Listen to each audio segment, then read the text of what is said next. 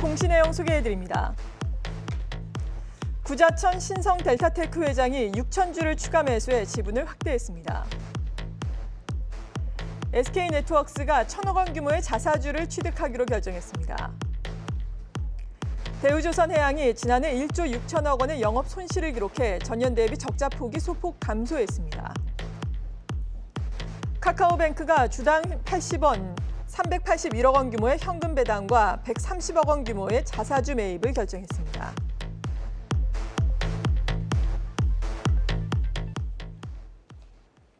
네, 주요 공시 내용 확인해 보겠습니다. 타키오 뉴스의 조호진 대표와 오늘도 함께합니다. 어서 오세요. 예, 안녕하세요. 네, 첫 번째 공시 내용 어떤 부분 알아볼까요? 예, 신성 델타테크의 이제 창업주이자 이제 현재 회장이 이제 구자천 회장이 그 자사주를 매수했다는 공시입니다.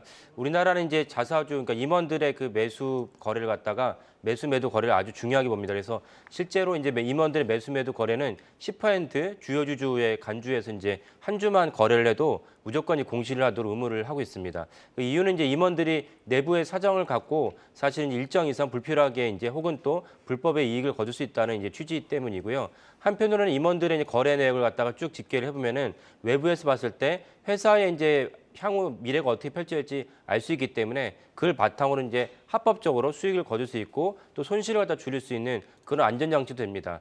그 구자천 회장의 이제 이름에 있다 보시다시피 구자와 자자 이제 그 돌림이기 때문에 LG가랑 뭔가 연관이 있지 않을까라고 생각을 할 수 있습니다. 이제 그런 거에 대한 심증 굳게 있지만 정확하게는 알 수는 없습니다. 다만 이제 구자천 회장이 진주 출신인데 이게 원래 이제 LG가 이제 그 진주에서 이제 나왔습니다. 그 진주에서 고등학교를 나오고 이제 대학을 연대를 나온 다음에 첫 번째 직장이 럭키개발이었습니다. 그 이후에도 신성 델타테크가 창업한 이후에 LG전자, LG디스플레이 등의 전자 부품을 납품하면서 회사를 키웠습니다.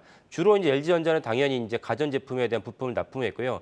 여기서 또 확대를 하면서 LG디스플레이로 이제 그 부품 내역과 확대 그 생산 부품을 넓혔습니다. 그러다가 급기야 이제 LG 에너지 솔루션까지 이제 부품을 납품하면서 많은 분이 아시겠지만 LG 에너지 솔루션 이제 폴란드에 이제 외국에 이제 유럽에다 공장을 지면서 폴란드에 공장을 지었는데 그때 신성 델타테크도 같이 이제 폴란드에 진출합니다. 그러니까 이런 맥락으로 봤을 때는 신성 델타테크가 충분히 이제 LG 그룹에 들어가서 먹여지는데 친인척 관계에서는 명확하게 확인된 건 없습니다.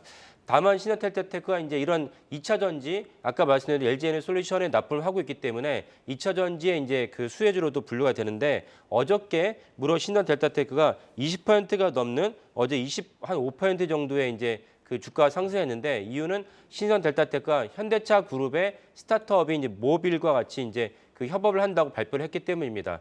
그러니까 이 사안은 뭐냐면 현대차가 이제 그 자율주행 배송 로봇 모빈인데 이 모빈의 이제 핵심 무엇이냐면 우리가 유통을 할 때 뭐 지금 텔레비전 시청하시는 분들이 다 새벽 배송을 한다든지 아니면 쿠팡이라 이런 식으로 이제 배송하는 것이 이제 일상화가 되는데 그런 배송을 할 때 가장 비용이 많은 것이 라스트 원마일이라고 합니다. 무슨 말이냐면 공장에서 창고에서 나와서 고객에게 전달되는 마지막 1마일에서 많은 이제 비용이 이제 들어갑니다. 그래서 이 마지막 라스트 원마일을 어떻게 이제 그 비용을 절감하느냐에 따라서 유통기업에게는 큰 이제 영업이익과 매출의 이제 성장이 결정되는데 이 모빈이 로봇으로 말미암아서 라스트 원마일을 갖다가 이제 해결하겠다라고 이제 만든 기업입니다. 근데 신성 델타테크가 작년 11월에 새로운 신수전 먹거리 사업으로 로봇 사업을 출범했는데 불과 4개월 만에 이 모빈과 같이 협업을 한다고 그러니까 네. 어저께 25%의 주가가 뛴 것입니다. 그러니까요. 예. 그래서 신성 델타테크는 아까 서두에 말씀드렸지만 원래 캐시플로우는 이제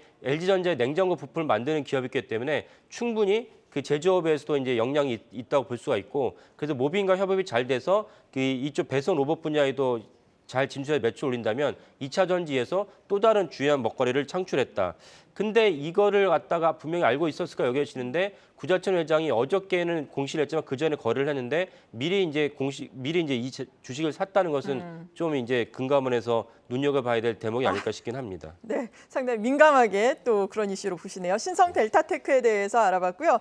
다음으로 어떤 기업 알아볼까요? 예, 대우조선해양이 이제 어제 사업 보고서를 내면서 이제 작년도 22년도에 대한 정확한 매출과 영업 실적을 갖다 발표했습니다. 그러니까 그 전에는 뭐 잠정이 이건 이렇게 됐는데 어제 확실하게 이제 발표를 하면서 이제 굳혔습니다. 그래서 대우조선해양이 아쉽게도 작년에도 이제 무려 1조 6천억에 대한 영업 손실, 영업 적자를 기록했습니다. 그러니까 아시다시피 대우조선해양은 한 7년, 8년 정도 계속 주인 없는 회사로 산업은행 대주주였습니다. 그러니까 산업은행 입장에서는 임기 3년에 CEO가 임명하면은 그 CEO 입장에서는 3년 안에 뭔가 성과를 내야 되는 압박감이 있습니다. 그러다 보니까 저가 수주를 했습니다. 저가 수주를 하다 보니까 저가 수주하면 선박을 저가 수주하면은 당대에는 매출의 재무제표에는 수주했던 것만 잡히지 실제 저가 수주를 해서 생기는 영업 손실 내지 부작용은 2년이나 3년 지나서 반영되기 때문에 CEO 입장에서는 부담이 덜을 한 이런 악순환이 계속 반복이 됐습니다. 그래서 사실은 이제 그 예전 정부에서도 대우조선해양을 빨리 이런 악순환을 알고 이제 그 주인을 찾아주고 했지만은 이 덩치가 크다 보니까 주인을 찾기 어려웠습니다. 그러다 이제 급기야 작년에는 이제 현대중공업 그룹이 대우조선해양을 인수하기로 했는데 유럽에서 그 LNG선에 대한 독과점 논란을 갖다 일으키면서 불허가 됐습니다. 합병이 승인이 안 됐습니다. 그러다 이제 하나그룹이 이제 전격적으로 대우조선해양을 인수했습니다. 그러니까 하나그룹의 주인 있는 회사가 됐기 때문에 아까 말씀드린 가장 큰 부작용을 할 수 있는 단기의 모멘텀만 바라보고 저가 출혈 수주하는 것은 이제 없어지리라고 여겨집니다. 이것은 사실은 다른 우리나라 국내의 빅2라 빅3를 할 수 있는 삼성중공업과 현대중공업 그룹에도 동일하게 영향을 끼치기 때문에 우리나라 조선산업의 큰 이벤트가 될 것이라 보고요. 그 대우조선해양이 아쉽게도 작년에는 큰 적자를 냈지만 올해는 그 적자에서 벗어날 것이라 보고 다만 이제 4분기에도 예상보다 적자폭이 컸습니다. 적자폭이 컸던 이유 중 하나 무엇이냐면은 임금을 갖다가 체결해야 되니까 그러니까 2023년도 임금을 체결해야 되니까 작년에 그 임금 체결한 것에 대한 비용이 좀 늘어났습니다. 그에 대한 부담이 있었고요. 그다음에 대우조선해양이 당연히 이제 수출 위주의 기업이다 보니까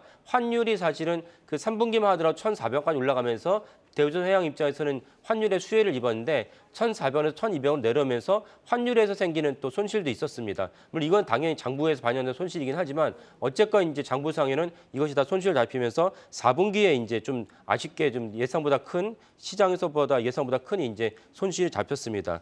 근데 이제 1분기로 넘어가서 올해 1분기로 넘어가서 지금 이제 다시 환율이 뛰고 있고 전체적으로 봤을 때 오늘 밤에 이제 미국에서 이제 CPI 지수가 나오면은 어떻게 될지가 좀 나오긴 하겠지만 당분간은 환율이 더 올라갈 수 있다. 이제 그런 전망이 있습니다. 왜냐하면 우리나라 너무 지금 그 수출이 안 돼가지고 그 무역 수지가 안 좋거든요. 그럼 그것이 다 이제 거시경제 환율에 적용되기 때문에 환율이 이제 1,200원 미만 내려갈 것 같지는 않습니다. 그래서 그런 점에서는 대우조선해양이 환율에서 우호적인 환경이다 이렇게 보시면 되겠고요. 그다음 또 하나는 한나그룹이 대우조선해양 인수했는데 여기에 HSD 조선 이런 엔진 사업도 인수를 했습니다. 그러면 당연히 하나그룹 내에서 대우조선해양과 더불어서 시너지 효과를 기대할 수가 있고 그 시너지 효과는 또 다른 이제 하나그룹의 방산 분야도 원래 같이 있습니다. 그래서 이런 것들이 다 전체적으로 긍정적인 역할을 끼칠 것으로 여겨집니다. 네, 지금까지 타키오 뉴스의 조호진 대표와 함께했습니다. 고맙습니다. 네, 감사합니다.